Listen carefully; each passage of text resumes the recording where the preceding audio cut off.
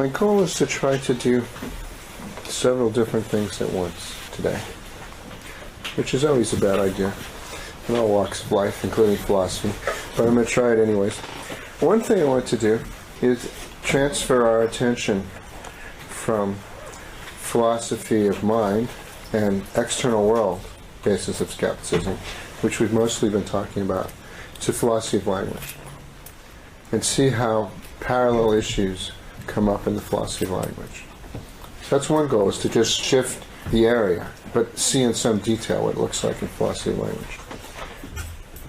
But another thing I want to do today is also start to explore how it is that somebody could think what we saw John McDowell saying at the end of our last class. At the end of that class, we saw McDowell arguing that Cartesian problems about knowledge, this is particularly clear in section 3 of the Introduction to Mind and World, but it's throughout his writing. The Cartesian problems about knowledge, certainty, doubt, are inchoate and inept expressions of a deeper philosophical anxiety, which, when it becomes fully self-conscious, and to borrow a phrase from Wittgenstein, strictly thought through to its end, takes the form of, to borrow a phrase from me, a Kantian skeptical problem. So that's something McDowell thinks, I think. He thinks if you start with a Cartesian problem in some area of philosophy, and you really think through what your commitments are there, it will bottom out into something that then takes the shape of a Kantian problem. That's a big claim. But we might want to see how it is in philosophy of language that might happen, because I think Kripke thinks something like that about philosophy of language, or at least came to by the time he was finished writing his book, came to start to think something like that. Or at least, if that's too much to say about Kripke, Kripke gives you the materials for drawing such a conclusion. So it'll be an instance of that. We'll look at others in our last couple of classes. But so that's the second thing I'm interested in doing in this class, within the framework of philosophy of language, is exploring the relationship between Cartesian and Kantian skepticism. A third thing I'm interested in today is how a lack of clarity about what our problem is, whether we're putting in a Cartesian or a Kantian frame, itself can lead to confusion. And a fourth topic, which I'm mostly preparing the way for today, but which we'll talk about next time, is what happens when philosophers who are writing about skepticism comment and criticize each other. So next time we'll be looking at Cavell's criticisms of Kripke. And part of what I want to suggest next class, I'll say this right now, take the surprise out of it, what I want to suggest next class is that Cavell and Kripke don't obviously disagree about any thing having to do with, well, actually it's very hard to know how to put this. I'll just put it much more cautiously, I'm sorry. It's not clear what Cavell and Kripke disagree about, I'll put it that way. And it's not clear that Cavell and Kripke have the disagreement that Cavell takes himself to have with Kripke. And so this will help bring out how hard it is to just move from one author writing about skepticism to another. That's part of what I want to prepare in our investigation of Kripke today. So I'm doing 4 things today. Now, Kripke's book is kind of a tricky book in ways that matter. This, and his article. There's a book and an article here. I'm trying to talk about both at once. One reason they're tricky is because they're not officially giving you Kripke's views about anything. We'll come back to that in the last quotation on the handout. I'll look more carefully at what he says. But Kripke's official stance is that he's trying to give us Wittgenstein's views. But then he thinks there's various problems about giving us Wittgenstein's views. One of which is that the problem itself has a character where it's not easy to say what the problem is, which he thinks is part of the problem itself, for reasons we'll also look into. Second is Wittgenstein famously said he didn't have any views, which makes it hard to say what his views are if Wittgenstein was right about that. I've sort of simplified a big topic here. But for all of these reasons, Kripke once says that what he's doing is not giving us Kripke's views, and he's not prepared to just say what he's doing is giving us something like Wittgenstein's views. Rather, what he wants to discuss above all is a particular philosophical problem and then a solution he takes himself to be able to find in Wittgenstein's writings, maybe rightly or maybe wrongly. And so what he's giving is Wittgenstein and the problem that Wittgenstein seemed to be making urgent, as it struck Kripke when he read Wittgenstein. So that's what we're talking about. It's actually our object of investigation. Hilary Putnam has suggested a name for whose ideas we're discussing then, which is Kripkenstein. And that's the word I will sometimes use today when I'm discussing something that clearly seems to only properly be attributable at most to Kripkenstein, as opposed to either Kripke or Wittgenstein. Why it is that one has to look all the way to Kripkenstein, that is, to a philosopher who in some sense never existed, in order to find what comes to clear expression in Kripke's book about Kripkenstein, is itself, I think, an interesting issue, which we might discuss at the end of today. But before we look at Kripkenstein, it might be a good idea to look for a moment at Wittgenstein, because ostensibly these things come out of Wittgenstein. So that's what I want to do first. On the first page of your handout, I've just given you again an attempt to summarize, by way of a reminder, what one might take to be a kind of Cartesian version of a skeptical problem, as it can arise in philosophy of language. Tried to structure this in a way that's obviously parallel to the cases we saw in external world skepticism, other mind skepticism, philosophy of action, and so forth, and then a Kantian variety of the problem, again parallel to the other sorts we've looked at. I won't bother to go through this. I take this to be repetition at this point. But I thought it might be helpful to have on the page as we're looking at these various quotations, first from Wittgenstein and Kripkenstein. Because one question we might have is, what kind of problem is this? It's in these quotations. Is it of this sort, or is it of this sort, or neither, or both? It's a question I want to have in your mind. Now, what I've done with these Wittgenstein quotations, there's just 6 here, is almost exclusively, all I've done is given you some of the bits of the text that Kripke fixates on in order to generate his reading of Wittgenstein. So I've purposely, that's one of the reasons I've been scrupulous enough to put a ... before and after my quotations. These passages are just lifted out of Wittgenstein. If you read around the bits I've lifted, then you might start worrying about Kripke's overall interpretation of Wittgenstein. You might in particular start worrying about the supposed skeptical solution he attributes to Wittgenstein, well, that's what Wittgenstein's after. But my aim today is not Wittgenstein interpretation. I'm not out to convince you he's right or wrong. I'm just interested in the passages out of which he motivates his problem. And those passages are in Wittgenstein. And just sort of get a sense of what kind of issue is going on there. Not worry for the moment about what is Wittgenstein's ultimate response to that issue.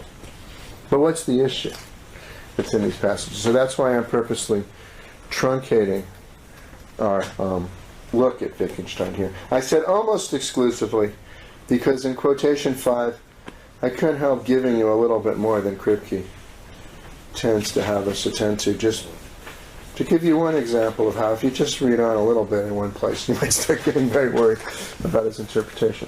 But mostly, as I say, I'm interested in a sense in this particular problem he gets out of Wittgenstein. And what I do want to say about that is that Kripke's right, that Wittgenstein's interested in this problem. I do want to say that. And that might not seem like much of a claim. But actually, in a lot of the secondary literature, after Kripke wrote, at least the secondary literature written by people who are interested in Wittgenstein, a lot of it has the form of their saying, Kripke is completely wrong about Wittgenstein. And they're so concerned to prove he's completely wrong about Wittgenstein, they don't want him to be right about anything. And so in their eagerness to prove he's not right about anything, they don't even want his problem to be a problem Wittgenstein's concerned with. And I think that is, whatever one's reservations might be about Kripke's work, I think that's an overreaction. I think Kripke is doing a pretty lucid job of expounding at least one facet of a problem that comes up in Wittgenstein. What its centrality is, how it relates to other things in Wittgenstein, and what Wittgenstein's response is, those are all other matters. So let's just look at some quotations where this issue comes up. First quotation from section 85 of the Investigations. He says, "A rule stands there like a signpost." That's a very useful phrase, and it recurs throughout the Investigations. There's many references back to this metaphor of the signpost. Sections 87 all the way through into the 400s and 500s. So it's useful to sort of have this motif of the signpost under control. A rule stands there like a signpost. It's connected to a theme in the Investigations in which the interlocutor says things like, "But the sign itself is dead." I said when the interlocutor says, one thing for those of you who haven't read the Investigations much that you'll discover as you read this book is it's full of voices. The interlocutor is a bit misleading. It suggests there's just two people in conversation. Maybe Wittgenstein, this other guy, I don't think that's right. But there are voices. And and many of the voices are flagged in question marks, in quotation marks, as it were. Make explicit there's a voice here that's insisting on something or saying something in response. And one of these voices, recurrently, especially in the 400s on, says something like, "The sign itself is dead." And that's connected to the thought that's already coming up here for the first time, in the idea that a rule stands there like a signpost. So there's something about the nature of rules that might apparently become clear by just thinking about the even simpler case of a signpost. So we have a signpost.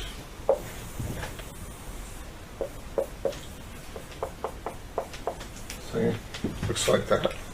Or if this seems to complicate things, because that involves a word, and understanding words is a further feature of understanding rules over and above understanding signs, then maybe we could simplify our example further and just, have a red sign like this. Say this is completely red. And say what I'm trying to do is follow the red trail. Going out for a walk in Bergen. And there's a blue trail and a red trail. I've decided to take the red trail. And occasionally there's a sign like this. I actually believe, if I recall correctly, that, is this right? On the way up to Wittgenstein's hut in Scholden, first you get orange W's, but then at some point you just get some orange signs pointing. So, I'm trying to follow the orange signs up to the hut. So here I am. So it just has a shape, like that. It's a signpost. Now, a signpost in itself is just a physical object, like any other. There isn't, in principle, any contradiction in the idea that you could have a culture, and in that culture, they use signposts, and a signpost with this shape means go that way.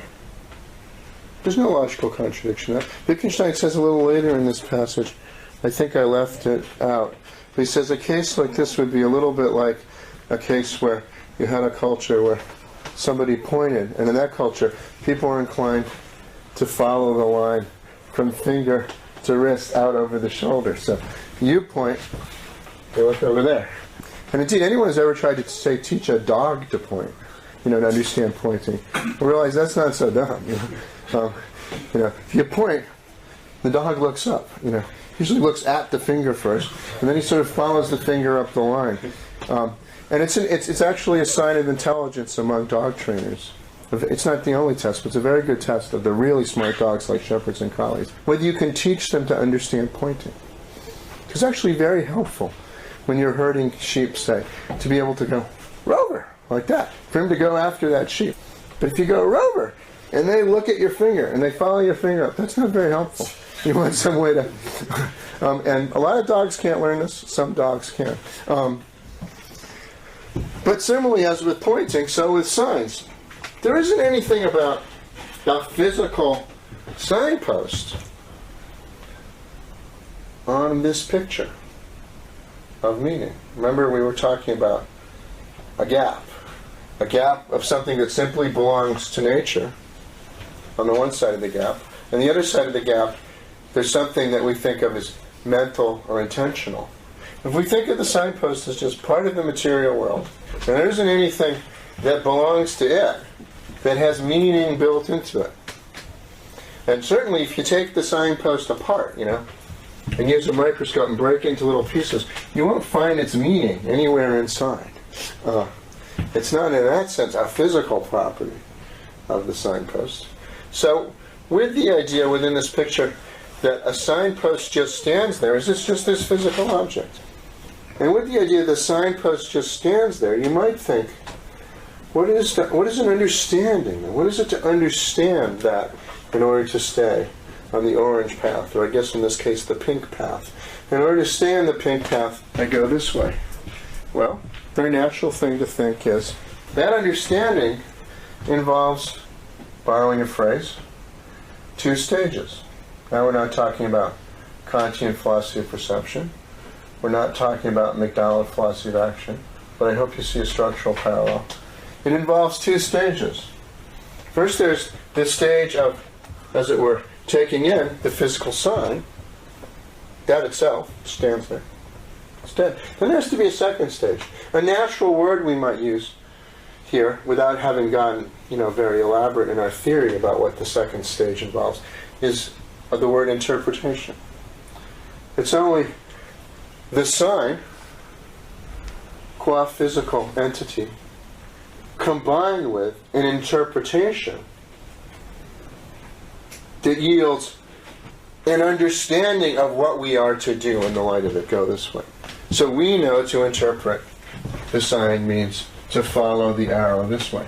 There might be another culture in which you have things that look just like this, but if you understand the culture, you go this way. I gave you the example of, people in Greece and the larger erstwhile Ottoman Empire who express no like this, facially or gesturally. A good example of this was came home to me when I was in Scotland a couple of days ago. First morning in the hotel. Hotel was on a big main street. I stepped out and almost got killed. Because I, of course, looked the way I thought you're supposed to. There's a line in the middle of the road. My understanding of these arrangements at some deep, unreflective, visceral level is people are driving on the right side. People are driving on the right side, and there's a thing like this, and there's a crosswalk. That means you look a certain direction to see if a car's coming. In England, everything's set up exactly the same way, except you look in the opposite direction, or you die, or in my case, almost die, your first morning before you realize. Looks the same, only you do everything backwards. Some things are different, like they move the steering wheel over, which is helpful. But if you're just a pedestrian, that clue isn't very salient. So, things could be set up like this, but the significance can be reversed. No contradiction there. So a rule, similarly, to say a rule stands there like a signpost, is to say, I can give you a rule, but any rule I give you, it's the beginning of the problem now, apparently is in no better situation than the signpost itself. This is within the frame of this problem. So say, I tell you, whenever you see a pink sign with a pointing arrow like that, that means go this way. Go in the direction of the pointing arrow. I could write that out. It's a whole lot of words. That's a rule. But now you've got to understand the rule. Any rule comes in the form of a rule formulation. If it's true that any act of understanding involves the object understood as some sort of shapes or sounds or marks or noises in the world, plus an interpretation, then similarly it looks like one ought to have to say or be able to say about our rule. Well, that too is something that's been formulated, but it too could be interpreted in more than one way. So it too must be first interpreted before it itself can guide an interpretation of the signpost. So the rule itself qua object to be understood, stands there like a signpost. Now, one thing you might want to say at this point, I don't have this in the quotations, an idea that Wittgenstein explores quite a bit. It's connected with what some people call Platonism in philosophy of meaning or philosophy of mathematics. One thing you might say is, well, there's some rules which, if you state them, people just understand them. Boom. Those rules, somehow, when you state those, there's no problem anymore about misinterpretation. They're just somehow transparent or self-intimating. But one question you might have is, if that's true, why do we wait a while to introduce that idea? Why don't we just somehow say, we could do that already here with the signpost? And how does it work? How do signposts just tell us what they mean?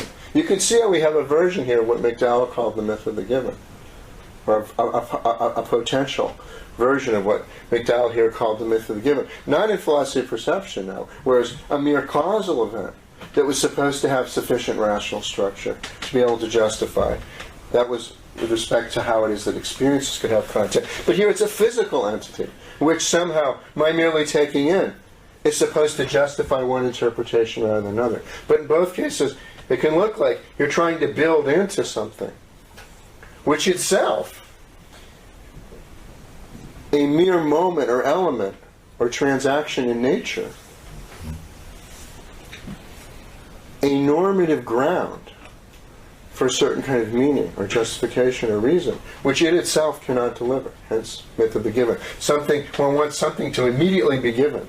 In this case, an object to be interpreted and its interpretation, which itself is not the kind of thing that can be given, or hence that would be the worry on the mythical conception of the given. You had a question? I'm just wondering about what rules we're speaking about. That's very important. Well, this is supposed to be, as we'll see in a moment, absolutely general. It doesn't matter what rules we're talking about. The point is that there's a kind of problem. Now, I'm trying to put this carefully. A kind of problem you can get into when you're thinking about rules. I don't mean to suggest that Wittgenstein, in the end, is endorsing this conception of what the problem is with rules. I'm just not discussing Wittgenstein's view. I'll just tell you not to make a mystery that I don't think that's what he's doing. But he is discussing the problem because he thinks people get into the problem. And if you get into the problem thinking a certain way, it's going to affect all rules, not just some rules. Any rule that involves understanding, any rule that involves correctness or incorrectness, and that's all rules. The question is, isn't it going to be a problem about that? We'll see this more clearly as we go on. So a rule stands there like a signpost. I was trying to show you how much is actually packed into that way of putting it, drawing on other sections without quoting them all. Yes, does the signpost leave no doubt open about the way I have to go? Does the signpost itself somehow make clear which way I have to go? And it's very tempting to say here, no, signpost itself can't do that.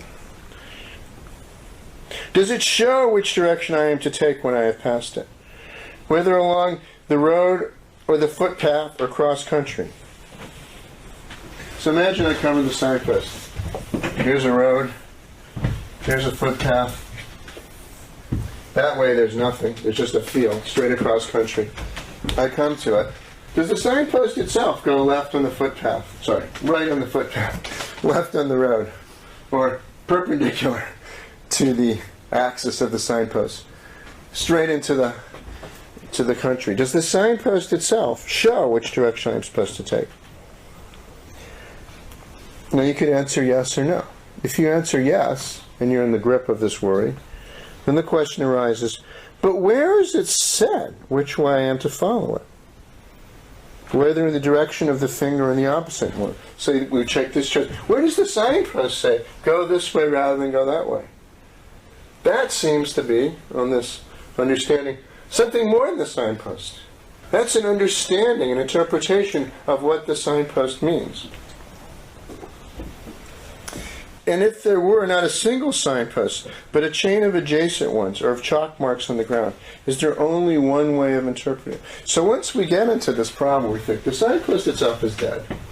It doesn't mean anything. It's only signpost plus interpretation that yields an understanding of what we are to do such that it could be correct or incorrect.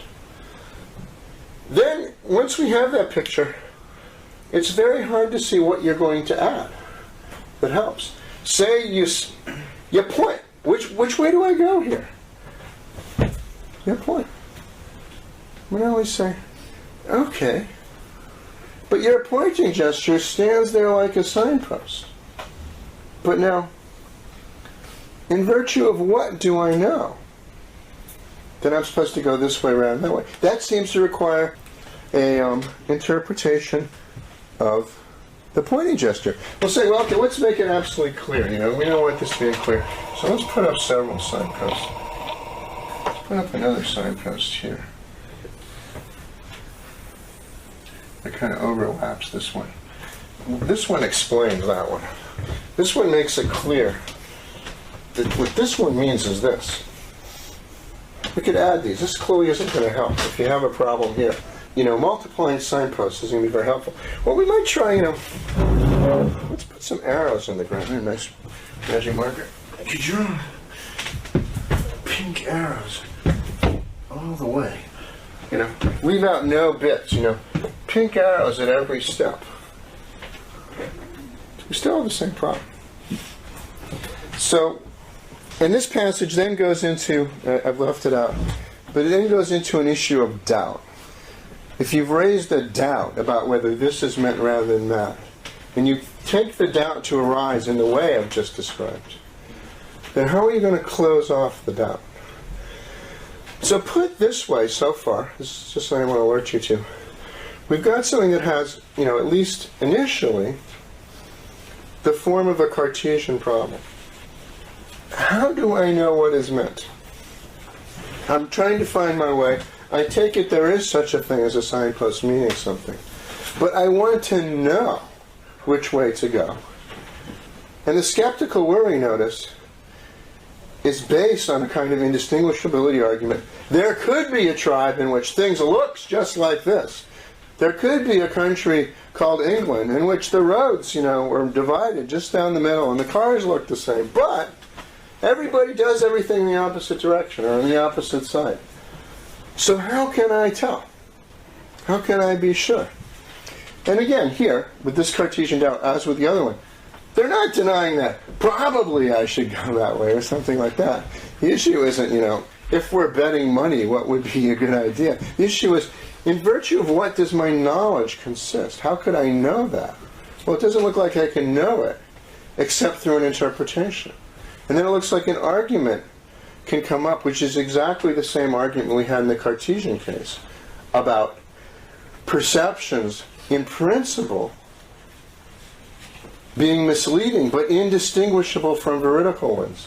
I could have an interpretation that seems for all the world invited, but it is possible that it's a misinterpretation. And if I can't exclude the possibility of misinterpretation, then how could I ever know what the sign means? I might get lucky and follow it out, and it turns out I'm there. More than lucky. But how, in what sense did I know? What would it mean for me to know it? That's a Cartesian issue. But quickly in the investigations, this turns into a worry of a deeper sort. So now, here we had signposts. But the point is not just about signposts, but signs generally. That is, things we take ourselves to be able to understand. Things in the light of which there is a correct and incorrect way of going on, in using the sign again and in acting in accordance with our understanding of the sign. So another simple example is proper names. Maybe the simplest kinds of words. Moses. There's the word Moses. It names somebody. How do I know who it names? Well, I could give an explanation of who Moses names. Quotation 2, 87 of the Investigations. I take Moses to mean the man, if there was such a man, who led the Israelites out of Egypt, whatever he was called then, and whatever he may or may not have done besides. He chooses the example of Moses. It's a good example to choose to get this where you're going. It's not absolutely clear he existed. It's not absolutely clear the text is completely reliable. And you might think, well, there is somebody who was born to Pharaoh, who was very important to help the Israelites. But he didn't lead them out of Egypt. Maybe there was somebody who brought some commandments down. but didn't lead them out. Maybe he led them out of Egypt, but there weren't any commandments. You could really start getting worried, especially if you're not some kind of Christian or Jew, that God actually spoke to him through the burning bush. There's a lot of things that happened to Moses. There seems to be somebody we're talking about. Which descriptions, if you think the meaning of a name depends upon some of these descriptions being true, which descriptions are the ones you mean when you say Moses? Somebody says, well, he wasn't actually a son. He wasn't actually put in a boat on a river. I won't conclude, Moses didn't exist. I'll conclude, well, that's not, what I mean by Moses isn't someone who's put in a river.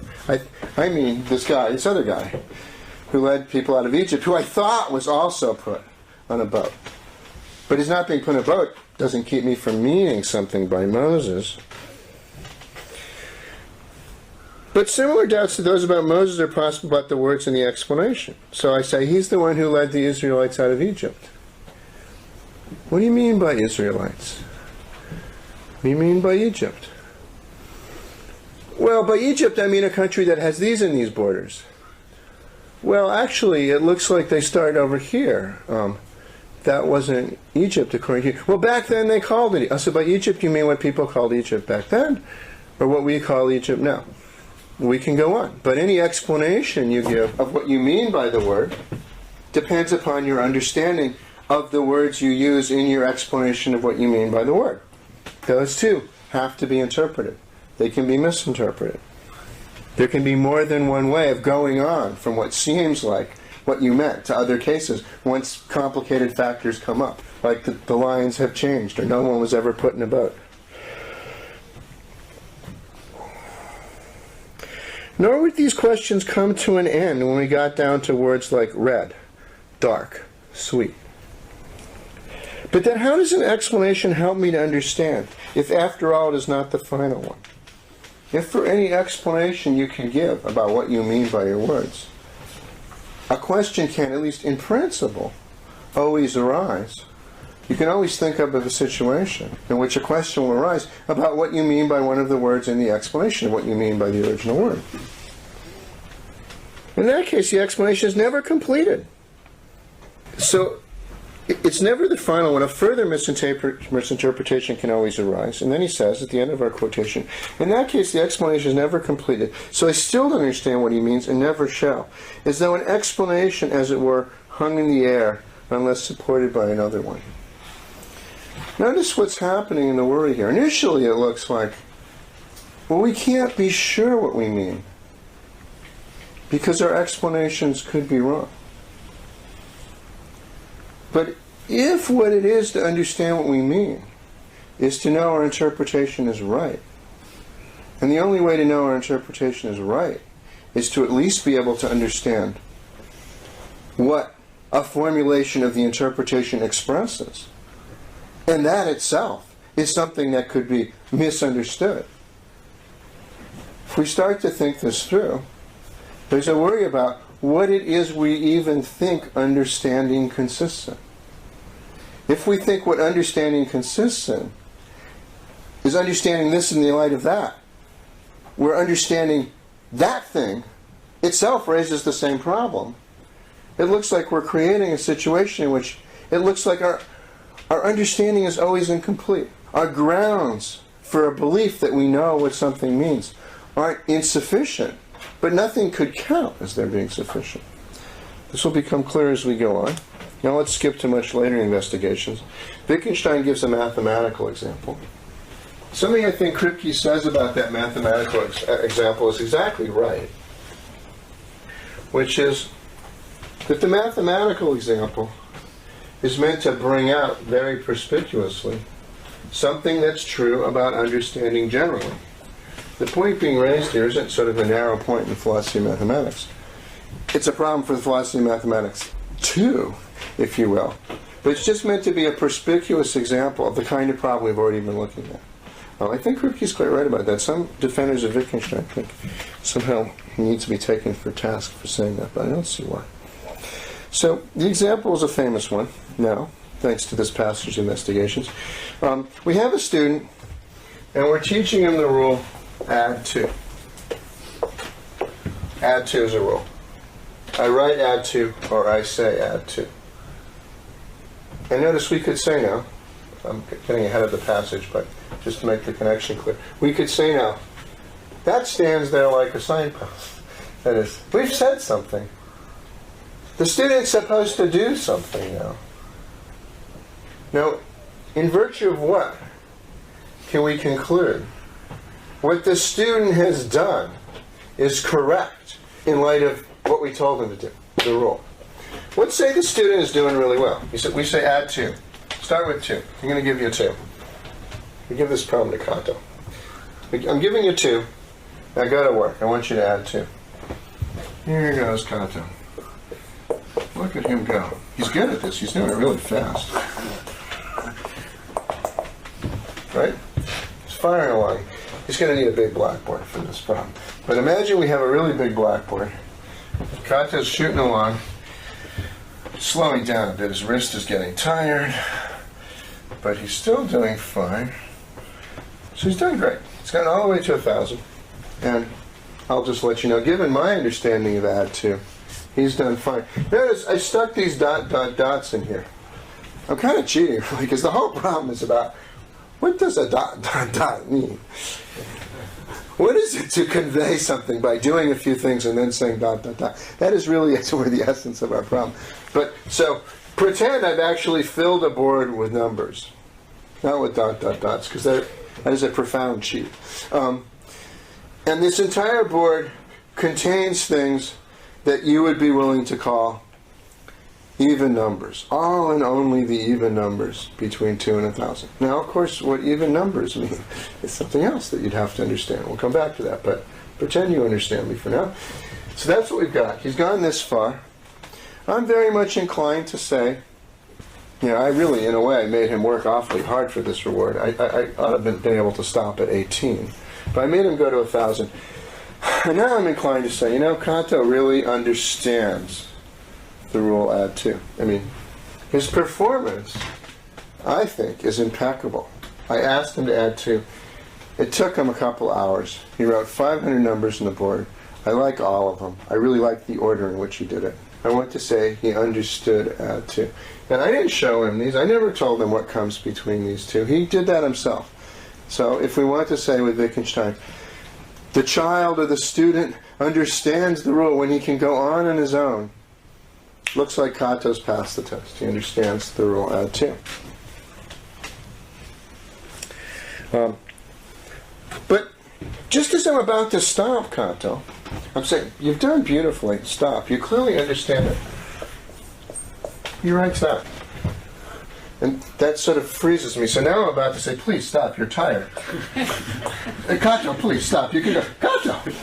And off he goes, like this. Now I sort of want to say, Kato, remember?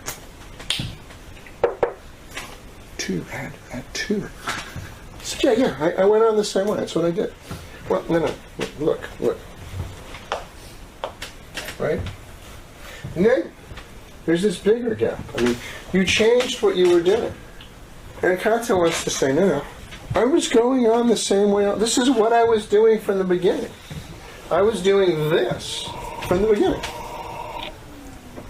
My understanding of that was such that these are all instances of that.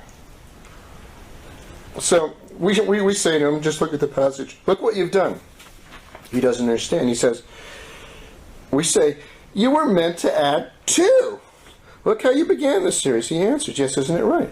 I thought that was how I was meant to do it. Suppose he pointed to the series and said, but I went on in the same way. If he really thinks that, he's not just mistaken, but he thinks he's going on in the same way, then it would be no use to say, but can't you see, and repeat the old examples and explanations. In such a case, we might say, perhaps it comes natural to this person to understand our order with our explanations as we should understand the order. Add 2 up to 1,000, 4 up to 2,000. That is, there is a function, to put it in sort of mathematical terms, there is a function such that these are all correct instances of the function. These are the outputs of the function in order. This is a way of going on. What you're doing is, as it were, acting in the light of the demand to, as it were, do that. That's an understanding, a possible understanding, just like the signpost, reading it this way or that way. That's I think, misunderstanding. I want to say, no, I meant this, he misunderstood it. So an initial Cartesian worry is, how do we know when someone says this, that he meant this rather than that? But the deeper Kantian worry comes, we start to focus on the fact that, my God, he went all the way to 1,000. But all of those performances, all of those acts themselves, which in a sense are ultimately just physical marks, are consistent with my understanding of what the rule that stands there like a signpost means, and his understanding of what the rule that stands there like a signpost means. And if you think about it carefully, you'll realize we're not going to solve this problem now by going on further. No matter how long we go on, there's more than one function, different functions, that all of those instances could be correct in the light of an understanding of, and yet what would be the next step would be different. And if you think about the mathematics, in fact, you realize it's more than just more than one function. For any finite number of instances, there's an infinite number of functions, such that everything he's done so far would be correct in the light of any of those infinite possible. You might say, some of them are more like, who would ever ask someone to do something this convoluted? But the question right now we're asking is, what does it mean to say that he's grasped this? If no number of instances show that he's grasped this is correct, what is it to grasp this is correct? What is correctness mean? If up to any point there's an infinite number of things we could mean that would be correct, and we can't tell from the instances themselves which of them we do mean. What does acting correctly in the light of the understanding mean? That's the question that's starting to float up here. Should we take a break? Is that time? 7:05. Boy, I'm not going very fast, am I? Have a break. See you in 10 minutes.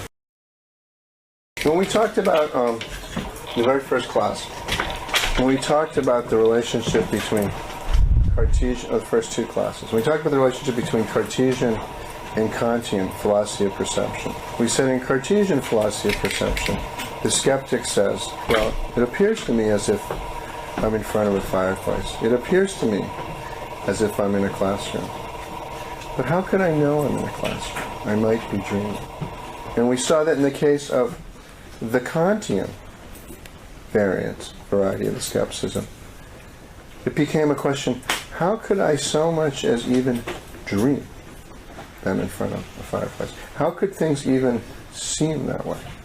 So there's something that's taken for granted in the Cartesian variant. In this way, that experience can have a content. It can be the kind of thing that's true or false.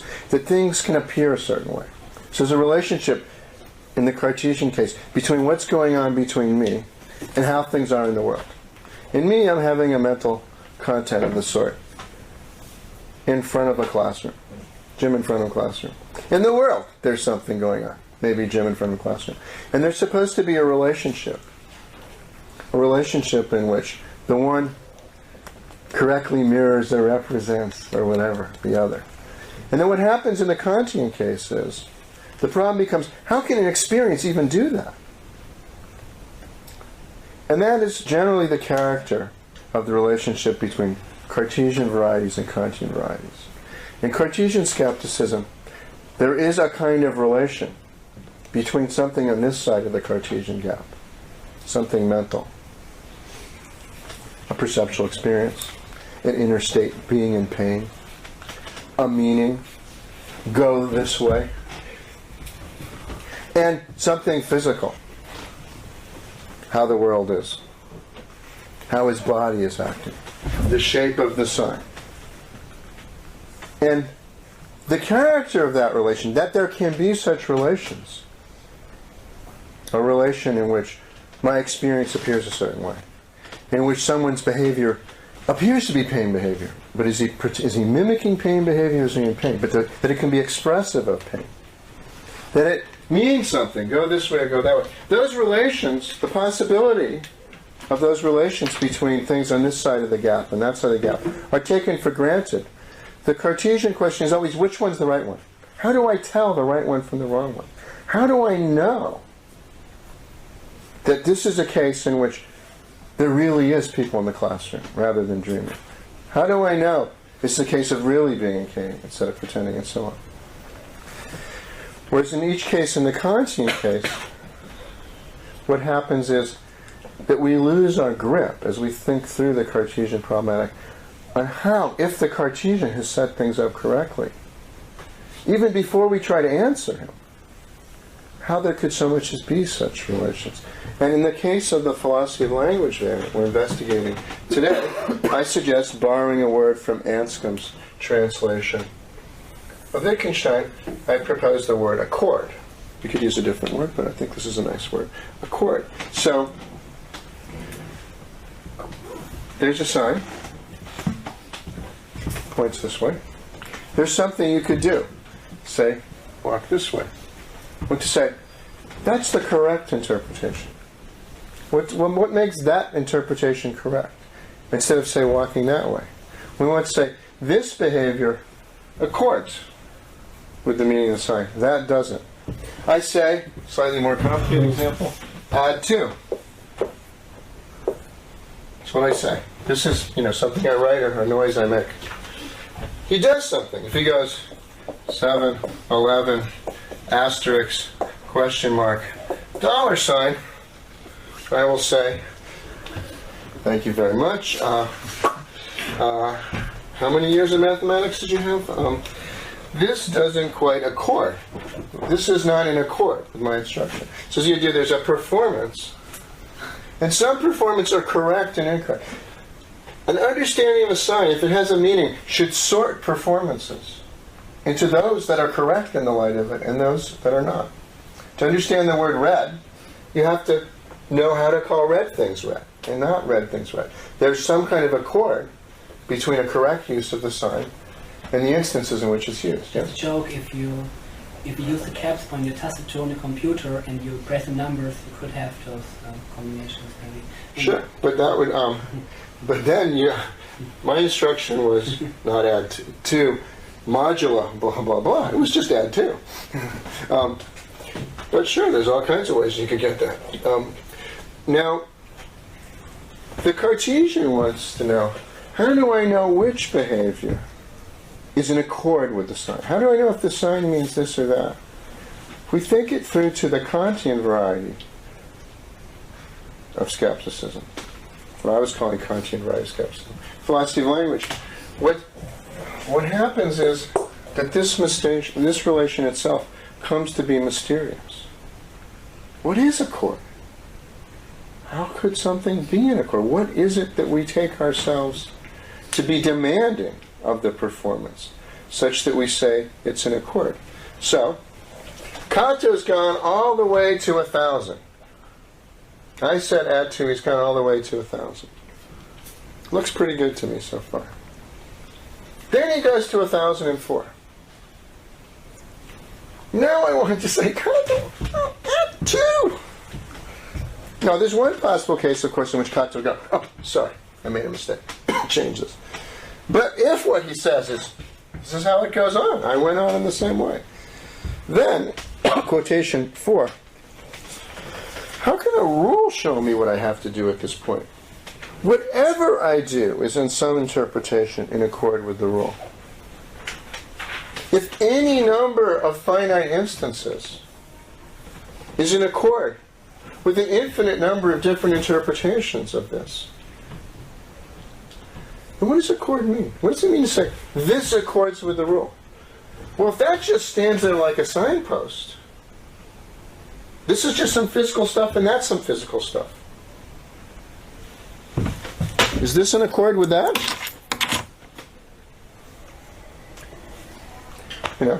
We need some further, conceptual content here.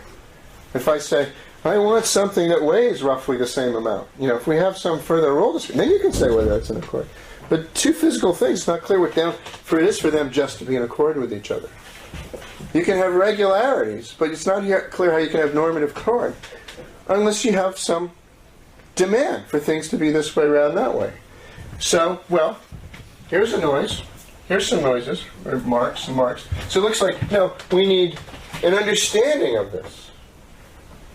We feel like saying, the understanding in which these words, add to, mean add to. That understanding. But if any performance is consistent with many possible interpretations of that, the sign itself is not, it's only the sign plus the interpretation. And there are multiple interpretations. And we can't tell from the performance itself which of those interpretations you're acting on. Then it looks like things are worse than what this interlocutor says. The interlocutor says, whatever I do is on some interpretation in accord with the rule. The interlocutor's trying to put this in Cartesian way. I might always still be wrong, the Cartesian says, about using the dreaming case. Here too, whatever I do, I might be wrong. It might be a different rule that's right. But Wittgenstein says here, now if you have that problem, if you have the Cartesian problem to the max, then that's not really what we should say. Your problem's worse than that. Wittgenstein's not saying, to be clear about this again, he's drawing this conclusion about rules. He's saying, if you draw the conclusion the interlocutor draws, then you should draw an even deeper conclusion. If you have the first problem, then you have this problem. That's not what we ought to say, but rather, any interpretation still hangs in the air along with what it interprets and cannot give it any support. Interpretation by themselves do not determine meaning. This is really just thinking out the point about drawing the arrows in the ground we had at the beginning. If anything I can say at this point involves producing further noises that are only correctly understood in the light of an interpretation, then we've lost our grip on the idea that interpretations determine meaning. Maybe at some point, if I just bully him enough, I can get him to do what I want. But that's true of most animals too, if you have a cow and you say, please go there, cow doesn't understand you. But you kick it in your head and you say, please go there, please go there, go there. Eventually it goes there. Do we want to say, and now the cow understands? So the situation isn't one in which I just make noises, and then eventually Kant says, okay. But he's sort of trembling, he's not sure what he's doing, but he's sort of trying to make me happy at each point. But what I want to know is, did he understand the rule? In virtue of what do I say that? Well, I say he's got the correct interpretation. But that interpretation requires what? That he interpret anything we explain the interpretation in front of correctly. That requires what? The correct interpretation. You can see how tempting it is now to want something that somehow interprets itself. As Wittgenstein puts in the Blue Book, we want to say something like, well, grasp the meaning itself is the last interpretation. When we grasp the meaning. But this is a version of a magical solution that comes up all the time in Cartesianism. It's a little bit like saying, the way experiences represent something is their mental substance. That's what mental substance does as opposed to physical substance. That's not very satisfying at this point once you've got this problem. So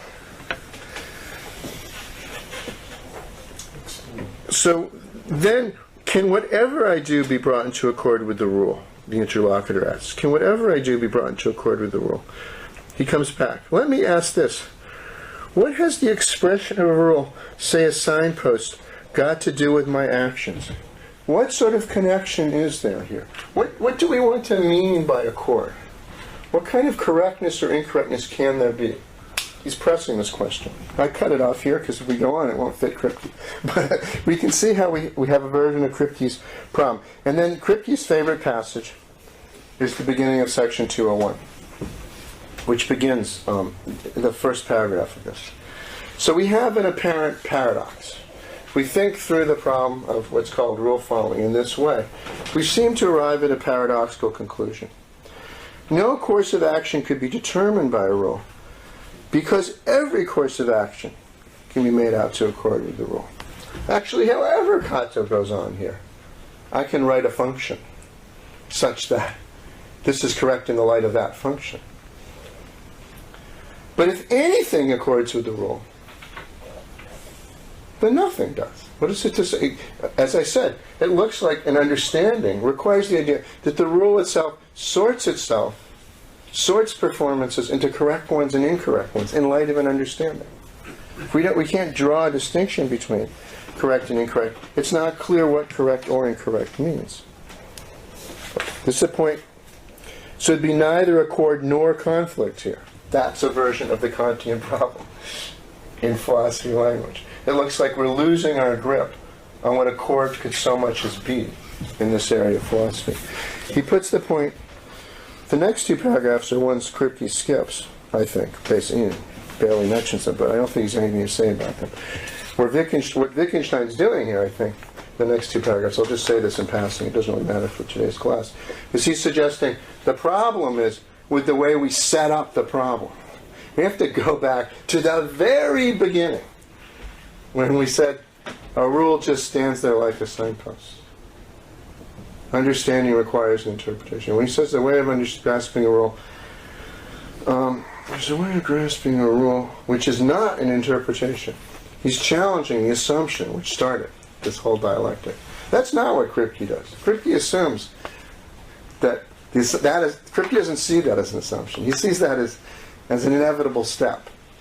But quotation 6, I think, does nicely kind of bring out the problem we had at the end of the first paragraph. Quotation 5, where we concluded there would be neither accord nor conflict here. To think one is obeying a rule is not to obey a rule. Hence it's not possible to obey a rule privately. Otherwise, thinking one was obeying a rule would be the same thing as obeying it. It's not enough to be able to say, look, I think I know what I mean when I say add to. And when I say add to, it means to do this. That's good enough for me. I don't know how I can say whether it's correct or incorrect in some further way. But if I can't distinguish between my merely thinking it's correct and it's being correct, then there isn't anything which is thinking it's correct. To entertain the content that this is correct in light of the rule means this has to mean something. I can't have the mere appearance of this without there being at least a possible case of the reality of it. This point that he's saying in 202 about rules generalizes, I think, if you think it through, for each of the versions of Cartesian skepticism that we've thought about. If nothing counts as my perceiving how things are, if what I perceive is always consistent with things being differently, how things are just happens blankly, beyond what I perceive, then what does it mean for my perception to represent how things are? My perception is just something that presents itself to me a certain way. All perceptions are just things seeming to me a certain way. But if there isn't anything that is things presenting themselves as being a certain way, then what does it mean to say things seem to present themselves as being a certain way? So this is the Wittgenstein which Kripke is working off of. One thing Kripke wants to say off of this is that the so-called private language argument, which is very famous, which happens later in the investigations, in sections 243 and following, is really just an application of this. That it doesn't have something to do with sensations, about the inner life. How do I know this is the same sensation again? If there's a problem about how it is I could ever call anything the same again, a fortiori it'll be a problem for sensations. So that, the real private language problem comes up here. And I actually think, a lot of problems with Kripke, but I actually think he's right about something there. That lots of people read the private language sections as if there's some special fact about sensation that creates the whole problem. But I think it's an application of a point that's already come earlier. That doesn't mean there isn't things to get clear about sensation talk. But the initial problem, that if we can't make sense of how it is that are just being presented with items and saying something about them could license our going on correctly, then it doesn't matter whether the items are inner or outer. Now, Kripke says, let's look at Kripke now. So this is a handout supposed to help with this. In the first quotation, he quotes this first paragraph of section 2:1 about the paradox. And he says what he's doing in his book and his article is trying to develop this in his own way. He says the paradox is perhaps the central problem of the investigations. I personally think that's a bit overstated. But what I think is right is that many problems that come up in the investigations are instances of this problem. It's not just about rule following, as we already saw with the issue about sensation, and that many problems that initially have a different form, like the one back in 84 and 87, but how do we know which way to follow the sign, if thought through, turn into this problem. So I think he's right that it has, it's important. It's not just one more problem. If you get at the right generality and you see it as a thought through version of a less focused worry, that is quite important. I think. I don't know if that makes it the central problem, but it's a bigger problem than people have thought. Even someone who disputes the conclusions regarding private language and the conclusions in philosophy of mind, mathematics, and logic that Wittgenstein draws from his problem might well regard the problem itself as an important contribution to philosophy. So the thought here is, no matter what you think about what Wittgenstein says about the problem, his getting the problem so clearly in view is itself an important contribution. Kripke says it may be regarded as a new form of philosophical skepticism. Now, of course, one thing I want to say about that is no. I like Wittgenstein, fine man. I don't think he should get credit for discovering a new form of philosophical skepticism. I think that's evident in my calling it Kantian skepticism. The form of the problem, I think, is one that's already coming up. Seeing it has a variant in philosophy of language, and seeing how, when you put it clearly in its philosophy of language terms, it has the kind of generality that Wittgenstein thinks it does. That might be a discovery. But the discovery of the bare fact that a skeptical problematic can have this form, I think that begins with Hume and becomes quite clear in Kant. So I think that's to give Wittgenstein a little too much credit there. So this is partly connected to Kripke thinking, I think mistakenly, that the form in which he's put, the particular, as it were, clothing in which this problem is wrapped, namely the philosophy of language one, is somehow special to the kind of skepticism it is. Now, in fairness to Kripke, Kripke sees it's pretty general. He knows it doesn't just have philosophy of language. He sees it's going to affect philosophy of logic, philosophy of mathematics. He also says clearly, as we'll see in a moment, that we can put this in terms of meanings, but we could also put it in terms of intentions. What did you intend at this point to do later? And that will quickly, if you think about it, turn into the problematic in philosophy of action we were talking about in the last class. So Kripke certainly sees that it has some generality. And Kripke also understands quite clearly, as it comes out in the second quotation, that he too takes a mathematical example. His one's a little different in this. But the point of the mathematical example isn't to make a point about mathematics. If you understand the point at the right depth, the worry is, what is it to go on in the same way? What do we mean when I say, yes, he understood that, and he kept doing it that way? He understood the rule, and it's that way he went on, which is correct. It's the same. What does it mean to say what happened before 1,000 and what happened after 1,000 is the same? Well, one thing is, you can never ask whether two things are the same. It's the point I was making here. Without some further rule specification, without some further concept to be applied. They're both the same color, the same size, the same weight, manufactured in the same print. There's got to be something. In fact, any two things are the same in some respect. And any two things are different in some respect. Certainly they're numerically distinct. So to say we're going in the same, we need to have a specification of a way in which it's the same.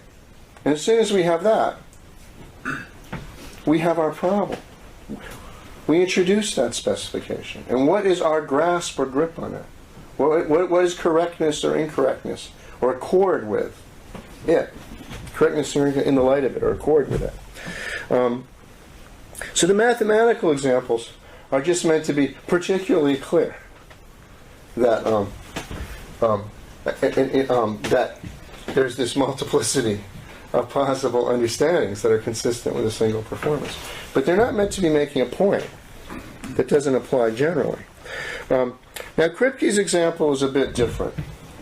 It's a bit complicated. But in order to see other things he says, I think we need to look at his example. His example too is about addition and what it is to understand addition. But he develops it slightly differently. Let me modify his example slightly, or more explicitly in a way he suggests sometimes. I don't mean to say it's just this isn't in Kripke. Let's say I'm teaching someone a plus function. I'm teaching them to add. That same word I used when I said add to. But now we're not concerned with the rule just add to, but we're concerned with the even more general rule add. Might be adding 2, might be adding another number. So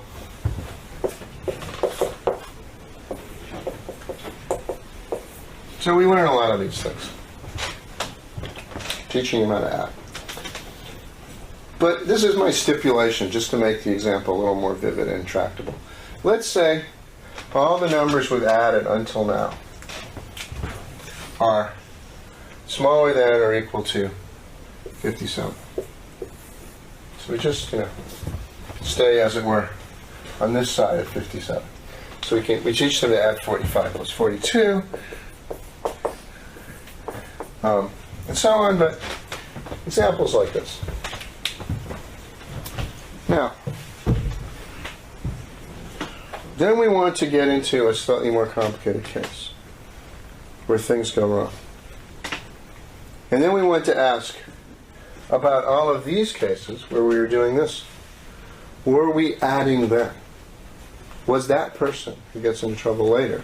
Now it's not getting into trouble by going to 1004, but by doing something else. But we want to ask, is that person at this point someone of whom we can say, then he was adding, now he's not adding anymore? Or do we have to say, well, he was never adding.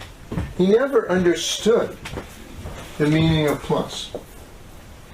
I wish I hadn't circled that, actually. The meaning of plus. And if we want to say that, then the question, and there's reason to want to say that, the question is, well, what are we saying of ourselves when we say, until now, when we've undertaken to add? We have been adding. We have been doing what we meant to do when we required of ourselves that we add the numbers. Third quotation, when he's setting out the example, he says, I, like almost all English speakers, use the word, typo, use the word plus and the symbol cross, let's call it plus 2, to denote a well-known mathematical function, addition. The function is defined for all pairs of positive integers. Now, I want to come back to these sentences at the beginning of quotation 3 later. At the end of today, we'll come back to quotation 3. Remind me to do that. But for the moment, it seems very straightforward. We appear to understand this. He's setting up his example. Then he says, by means of my external symbolic representation and my internal mental representation, I grasp the rule for addition.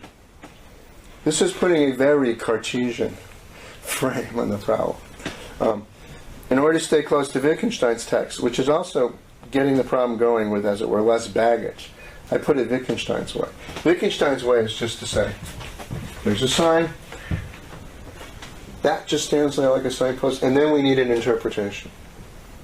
Kripke puts this in terms that are more explicitly drawn from a Cartesian characterization of the gap. Doesn't make the problem any less serious, But I think Kripke's way of putting it does, as it were, force a Cartesian frame and our understanding of the problem. It doesn't, as it were, get at the most basic version of the problem. But so Kripke's way of putting it is to say, look, there's an external representation of the rule, using a sign like this, maybe words like this. And then there's my internal representation of what it means.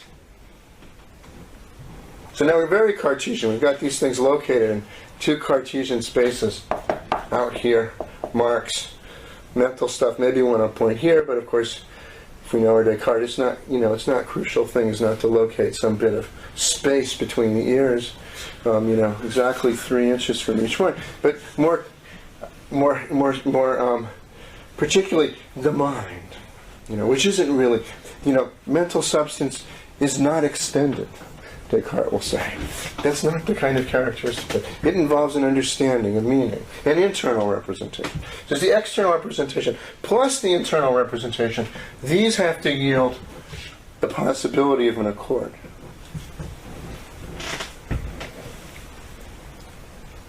The right kind of combination of them, such that I can see the one is in accord with the other. What's going on with the marks is being in accord in the external representation.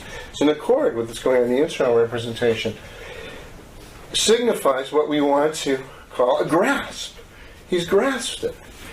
He's got the stuff out there in line with the thing we wanted him to have here. That's the very Cartesian picture of the problem. That's how Kripke's setting it up. One point is crucial, quotation 4, under the Kripke quotations, to my grasp of this rule. This is really just making explicit what came out in the Wittgenstein example. Although I myself have computed only finite many sums in the past, I made this explicit by saying no numbers were used larger than 57. No matter how many times I did this, it was a finite number. There's only so many different ways you can combine numbers to add and add them.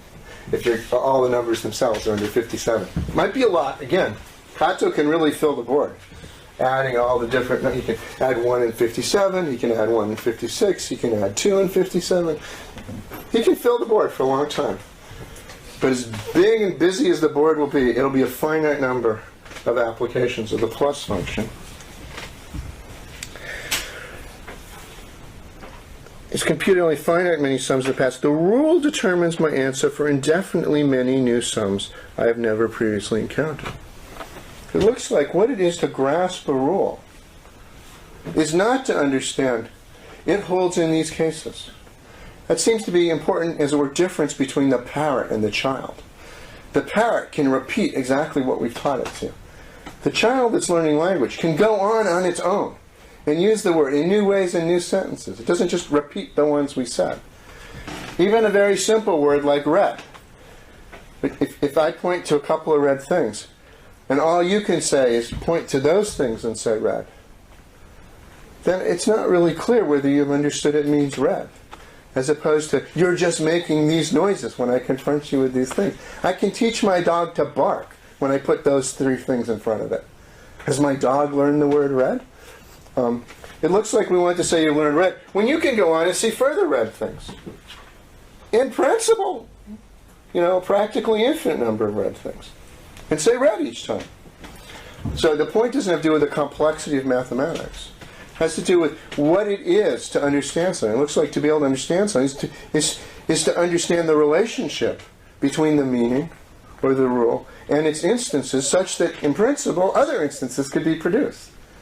That's his point. The finite set that has already been produced can't exhaust the meaning, or we don't have a conception of meaning. But if they don't exhaust the meaning, then what do we mean by saying the next one that hasn't yet been produced is what is meant? What does that mean? That's the Kantian question in this context. So I've only computed a finite number, but my rule determines the answer for an indefinite number of new sums. This is the whole point of the notion. In learning to add, I grasp a rule. My past intentions regarding addition determine a unique answer for indefinitely many cases. He says indefinitely many, because we don't need the assumption there's an infinite number of red things, or something like that.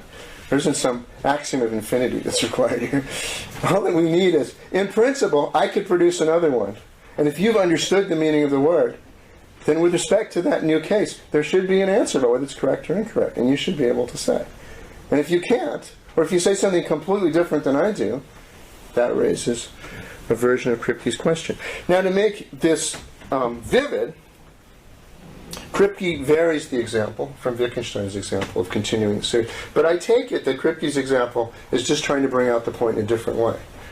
The fundamental features of the example are the same. But one thing that's helpful about looking at two different examples is to notice how they do not have a Cartesian structure anymore. The point now is no longer... For Cartesian skepticism, we saw we had to choose our example carefully. If the bird was too many feet away, and I didn't know anything about Norwegian birds, and my eyesight was bad, and so forth, skepticism didn't follow. But here we don't need to say he goes 2, 4, 7. We can go to 1,000. We can go to 2,000. When he adds 57 and 68 in a moment, we don't need to say he got it wrong by 1. The fundamental point here, being directed to the very possibility of accord, means any mathematical example will illustrate the point just as well as any other. Because the question now is no longer to make us worried about how we can tell, and so to create two scenarios that are sufficiently similar that it's a problem of apparent indistinguishability. The problem is, what the hell would it mean for it to be right at all? Now, Kripke's example is we add 57 to 68. And just to firm up his example, I've introduced a further stipulation that we've never, with Cato, this brings out the connect, by stipulating this, the connection between Wittgenstein's example and Kripke's, I think, becomes completely vivid. Because we can see this, in a sense, as an instance of continuing a series. So again, we had Cato doing plus, with all the numbers between 1 and 57. He combined them in many ways. He was starting to run out of things. And then I said, okay, Cato, do this one. There's Cato's answer. And Cato says, okay, no. In the same way as before. And Kripke, I think, purposely has chosen a case that is no longer plausible at all. He's not trying to tug at our Cartesian worries about maybe this could happen. The worry more is, in virtue of what do we rule this out? There is a function, call it quas. Kripke writes it like this. Quas rather than plus. And quas means, again, I'm slightly varying the example, just ever so slightly to make the connection clear in the stipulation. So let's say quas means whenever you add numbers between 1 and 57, you get arithmetic sums. Whenever one of those numbers is larger than 57, the function always yields 5 as its output. There are actually a lot of computer algorithms like this. When computer scientists are writing computer algorithms, they write algorithms like this all the time. You get into funny cases, and when you get into those funny cases, it takes you straight to the help problem, or it closes down. It does something that keeps the computer from crashing. Or chess machines are like this. When there's a certain kind of indefiniteness, the chess computer doesn't yield a definite result. Then the chess, program has the computer do a certain kind of thing, which fits a general algorithm for all of those cases, which is basically the least dangerous move. Chess computer, if it doesn't know what to do, it tries to do nothing. So there's a lot of cases where it uses these strategic algorithms, and then there's all the other cases. In all the other cases, you do the same thing. So this function means add the numbers between 1 and 57 in this way I taught you. If I ever give you one that's larger than 57, write that. Perfectly fine function, very clear. In some sort of way, you might say, well, that's so weird. Much harder than plus. Is it harder than plus? Say it right. Okay, two choices. Add those, and then quad those. And tell me which is harder to do. I can quad them real fast. Gives you 5. Don't feel like adding them right now, if you'll forgive me. Which is harder? Which is the harder one to grasp? Plus or plus. Hardness, too. What we mean by hardness can be interpreted in more than one way. I'm not saying you can't make out another sense of hardness.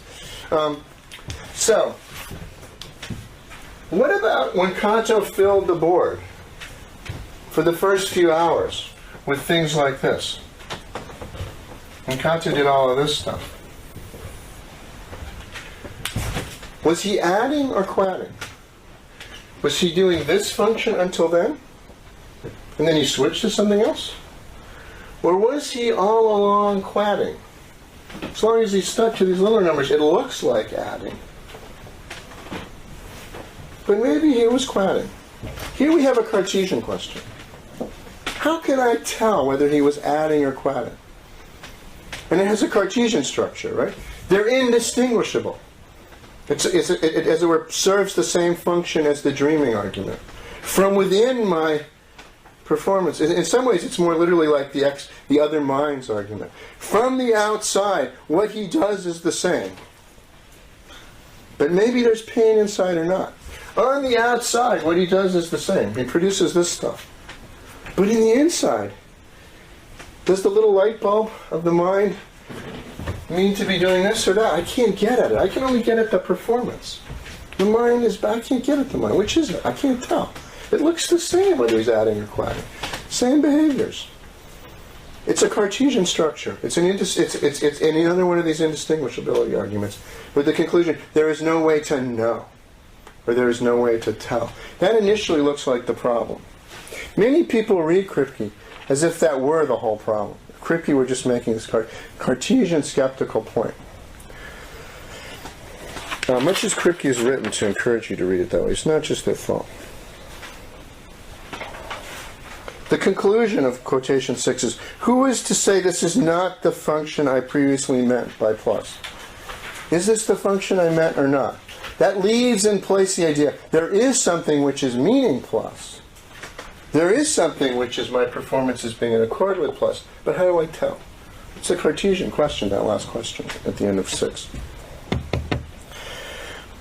But as Kripke goes on to say, no matter how I try to answer that, the skeptic will always be able to say that I might be misinterpreting. Now, this is exactly now the kind of question we had about the sign, or all the other Cartesian philosophy language questions. Another interpretation is possible, as I always put it. I might be misinterpreting. And oh, it was quadding I was doing. How do I know when I was looking at these things that looked so much like adding? That I wasn't, as it were, imposing my interpretation of adding on them, as I did when I imposed my interpretation of traffic law onto the, as it were, facts of the British road and almost got killed. Looks just like what we folks do when we add. There are cultures, purportedly in parts of Africa, where they have 1, 2, 3, 4, 5, many. And they add 1, 2, 3, 4, 5, everything else is many. This culture's got all the way to 57. And then they just stick with this. This isn't exactly many, it's a little stranger. Now, these examples, Kripke says, apply throughout language, are not confined to mathematical examples. Though it's with mathematical examples they can be brought out most smoothly. A word like table, he says, is something that has indefinitely many uses. How do I know that someone has understood it? What am I saying? Am I just saying, he did this, and then he did this, and he did this, and he did this? That doesn't give us anything that can fill out a notion of understanding. It's got to be that he knows how to go on in the right way. That's what it means to say his table. We need an idea of possible performances which relate to his actual performances as they would on our understanding of the word. There's some notion of modality built into the very idea of meaning. Normativity can't simply be exhausted by a set of facts. But then the same questions can come up about table that can come up here. And indeed, when you teach little children this, you do run into this kind of thing. Cavell has the example in the Cavell reading you did of the little kid who says, kitty, kitty, kitty, very nicely. And then she goes up to this lovely fur coat and pats it and says, kitty. And you realize she wasn't doing as well as you thought with all those other kitties. You know. she was going on in the same way. She saw a connection, but it only appeared to be mimicking an understanding of Kitty. Now, back to plus and quest. Is this a Cartesian or a Kantian question? In much of the book, much of the article, which is incorporated then into the book, what Kripke does is he alternates between two ways of putting it. He keeps giving examples and saying, there's no way to tell in this case whether he's adding or quadding. That is, there's no fact of the matter about whether it's addition or quaddition he means. The that is suggests that the second clause is just a rephrasing of the first clause. But the first clause is stating a Cartesian problem. The second clause is stating a Kantian problem. And there's a lot of this in the Kripke, which then makes it very unclear what the issue is. I think part of the reason for that is his initial setup of the problem, in ways I tried to show you, is extremely Cartesian. And I think it's partly because his sense, like the sense of many philosophers, is for it to be skepticism, it has to have this shape of a Cartesian problem. You know, how can we distinguish? We can't distinguish. We can't tell. Wittgenstein thinks of it as skepticism. We're trying to get it to be a skeptical problem. So he set it up that way. But Kripke also understands it well enough that he's seeing that the real problem is this other shape. So he puts it both ways, both to make it feel like skepticism and to bring out the deeper problem. But in the preface, in early part of the book, on page 21, as he'd been thinking about this longer, I think it became quite clear to him that the one therein is just a root to the other. He shouldn't see these as appositions. You should see the first way of putting it as a setup for a problem which, once you think through, takes the second form. So I think if he really rewrote the whole book carefully, as we get later into the book, the Cartesian formulations would drop away. They wouldn't keep cropping up again. But patience sitting down and writing things has not ever been Kripke's great strength. So let's look at quotation 9. Let's return to our example of plus and quest. We've just summarized the problems in terms of the basis of my present particular response. What tells me that I should say 125 and not 5? Now that looks like a Cartesian problem. What tells me? How can I know?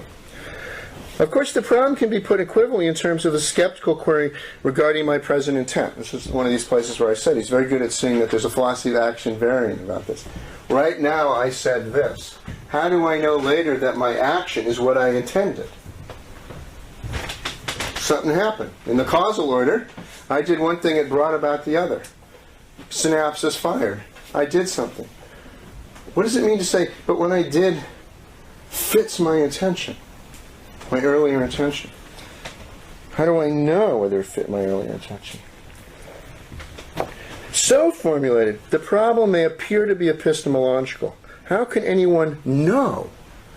This emphasis on know goes with that, my emphasis on know here goes with the emphasis on knowledge and know, section 3 of Mind and World. It's the introduction we looked at last time. How can anyone know which of these I meant? But he goes on. So it looks, you might think it's an epistemological problem if you put it that way. Given, however, that everything in my mental history is compatible both with the conclusion that I meant plus and with the conclusion that I meant quest, there's still a bit of a Cartesian frame here. There's some sort of picture of a physical history on that side of the Cartesian gap and a mental history on this side of the Cartesian gap. There's things I intend, whatever those are. I intend to do this, no, I intend to do that. But he wants to say whatever the layout of these two places are, the physical one and the mental one, it's compatible both with the conclusion that I meant plus and with the conclusion that I meant quas. Given that's compatible with either of these, it's clear that the skeptical challenge is not really an epistemological one. It purports to show that nothing in my history of past behavior, nothing in my mental history of past behavior could establish whether I meant plus or quas. No matter what I did, it's not a Cartesian case where I couldn't tell at this distance whether it was a tomato or not. No matter how close I got, no matter how long I looked at it, no matter how long I bounced and sunk my teeth into it, no matter how close, how much of a view I have of the history of my performance, nothing could count. It's whether I meant plus or quas. And then he tries to bring that out in a very Cartesian way with the bit I skipped between the dashes. Not even an omniscient God would know. So say there's this omniscient God who can see he can see everything. He can see the numbers Canto wrote. He can see the ones that Canto erased. He can see all the way into Canto's mind. He can see everything. He can see more than we can. The thought is, no matter how many facts you could see, facts here, facts there, looks like we have a problem where any accumulation of these facts still doesn't take away the problem. That it's not clear what accord consists in. That is, all of this could be consistent with an indefinite number of possible understandings of what is meant. If it's under 57 quos, but we can create another function, schmus, to make you want the numbers a little bigger. I'm not going to take questions. I'm out of time. I'm just going to say two more things. So Kripke goes on, but then it appears to follow that there was no fact about me that constituted my having meant plus rather than quos. How could there be? There was no such thing as my meaning this rather than that in the past. There can be no such thing in the present. What was initially presented, the paradox, we perforce used language, taking present meanings for granted. Go back to quotation 3 of the Kripke. Quotation 3 of the Kripke. I, like almost all English speakers, use the word plus and so forth. Read that. And many other words after that. Here we're assuming our ability to come to shared understandings of words simply in virtue of using them. But if we think ourselves all the way through to the Kantian version of the problematic, we've raised the question about what we're doing even then. And to set up the problem, we must take our ability to understand language for granted. So we initially put it as a Cartesian problem. Not a problem about we can so much as mean something. We're taking our ability to mean things for granted and asking whether it's this or that we mean. Do we mean 1004 or 1002? And we said add 2 at this point. But once we think it through, it engulfs the very capacities we're exercising in setting up the problem. This is another feature of Kantian skepticism, which is at the end of those list of features. That Kantian skepticism calls into question the very capacities it presupposes. That's true every time. It's part of why it's not a doubt. We no longer have a doubt about what we mean. To raise a doubt about what we mean presupposes that I mean something in raising the doubt. Hence, boggle about, now how do you want to put the boggle? Any way you put the boggle is itself, as it were, an expression of your helplessness with respect to the problem. The boggle itself isn't something that can be clearly presented. It's a sort of philosophical conclusion you seem to be pushed towards, but you can't completely embrace. Because to embrace it requires your capacity to come to a determinate conclusion of a sort that is itself being placed in question. This is, I think, connected to what Kripke is saying in quotation 11, which I won't read through here, when he's trying to defend Wittgenstein his own way for having written. I don't think this is a very good or full account of why Wittgenstein writes the way he does. But Kripke's saying, look, if you really understand how deep this problem is, there isn't something which results here which is a view about the nature of meaning. To have a view about the nature of meaning means being able to produce sentences like the ones we have in quotation 3, which stand still. To see how deep this problem is to see that the words we use to motivate the problem themselves, retrospectively, seem to be placed under a certain indictment. So, as he puts it, at the end of quotation 10 now, when we initially presented the paradox, we perforce used language, taking present meanings for granted. Now we see that this provisional concession was indeed fictive. There can be no facts as to what I meant by plus or any other word at any time, including when I set it up in quotation 3. The latter must finally be kicked away. That's a reference to Wittgenstein's Tractatus, but to the idea that the very formulation you have in such Kantian problems, I think this is itself, a right to think the Tractatus itself is a Kantian problematic. That whenever you have a Kantian problematic, it has the form of a ladder you kick away. That is, you present a certain problem, but once you come to see the depth of the problem at the end, there's a question about how the sentences you used to reach the conclusion you appear to have at the end could even mean what they do. You have a problem of the conclusion seeming to render the sentences you uttered nonsense, But if the sentences were nonsense, then you don't have that conclusion, but it's not clear how you avoid it. Kripke's trying to use the word paradox, taking it from Wittgenstein to bring this out. It's not a problem. It's something that you can't actually get into focus. It's worse than a paradox. This, then, is our skeptical paradox, he says. I will stop there for now. So we will continue with Kripke a bit more beginning next time, and we'll bring in Cavell's criticism of Kripke and see how what Cavell's doing relates to Kripke. I will draw a bit on the claim of reason as well, which Kato talked about last Monday, but if you haven't looked at that at all, you might want to.